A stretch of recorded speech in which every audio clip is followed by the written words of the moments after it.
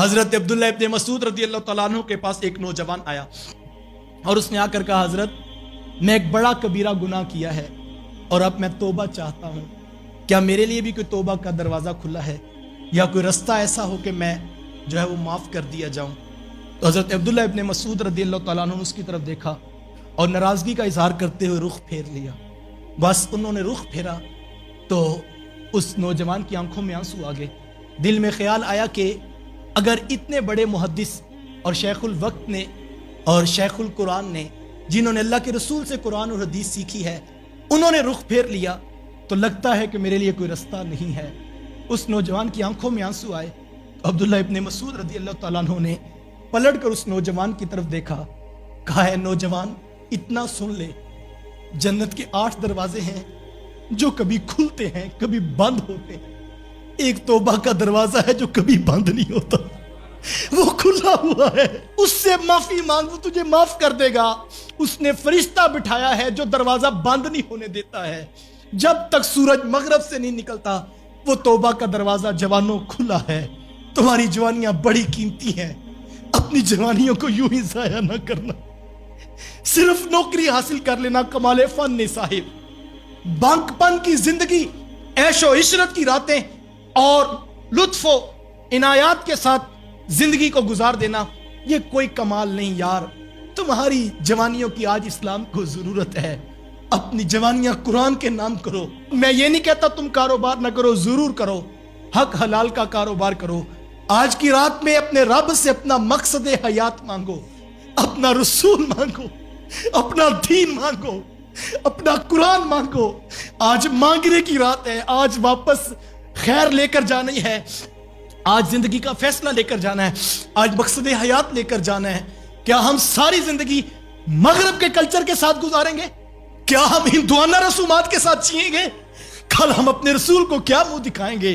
جوانوں عہد کرو، ملک سے وفا کرو، پاکستان سے وفا کرو، امت کا سوچو۔ تمہاری شان یہ ہے، کنتم خیر امہ اخرجت للناس تأمرون بالمعروف وتنہون عن المنکر۔ تمہیں تو نکالا اس لیے تھا کہ تم نے تو نیکیوں کا حکم دینا تھا، تم نے تو خود بھٹکے ہوں کو سوئے حرم لے کر چلنا تھا، تم نے تو برائیوں سے لوگوں کو بچانا تھا۔ تم جوان ہو، تمہاری جوانیوں کی آج اسلام کو ضرورت ہے۔ اپنے حصے کا چراغ روشن کرو۔ تمہارے بازو میں طاقت ہے، تمہارے دماغ کی صلاحیتیں، تم ڈاکٹر بنو، تم انجینئر بنو، تم پائلٹ بنو، تم میڈیکل آفیسر بنو، تم پورے پاکستان کے بڑے بڑے شعبہ جات کے ڈائریکٹر بن جو، یہ تمہاری زندگی کی کامیابی ہے۔ لیکن اس کامیابی میں پاکستان اور امت سے وفا کرنے کا مشن لے کر چلو۔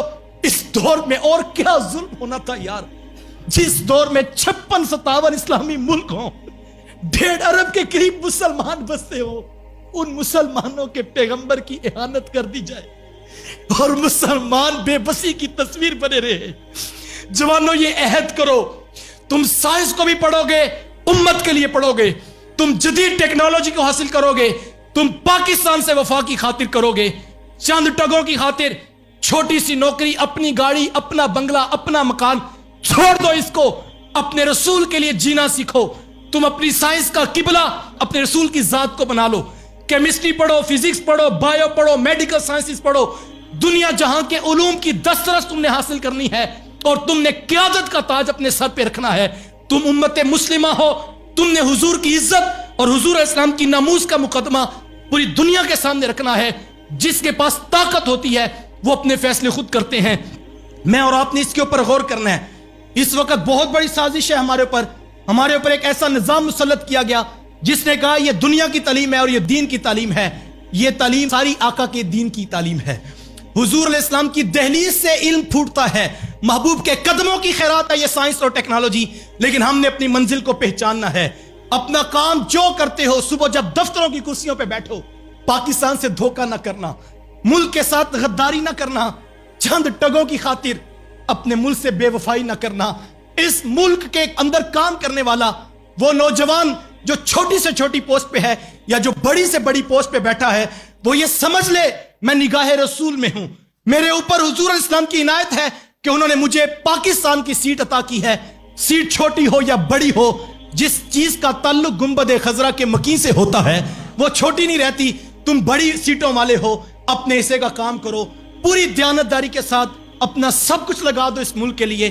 اس امت کی بقا کی جنگ میں ہم نے سائنس اور ٹیکنالوجی کو عبادت کی درجے پہ دیکھنا ہے۔ یہ قرآن کا وعدہ ہے ہم سے، وَأَنْتُمُ الْأَعْلَوْنَ إِن كُنْتُم مُؤْمِنِينَ، تم ہی کامیاب ہو، تم ہی بامراد ہو، تمہارے ہی سروں پہ عزتوں کے تاج رکھیں گے، پر شرط ہماری ہے اگر تم محمد عربی کے سچے غلام ہو۔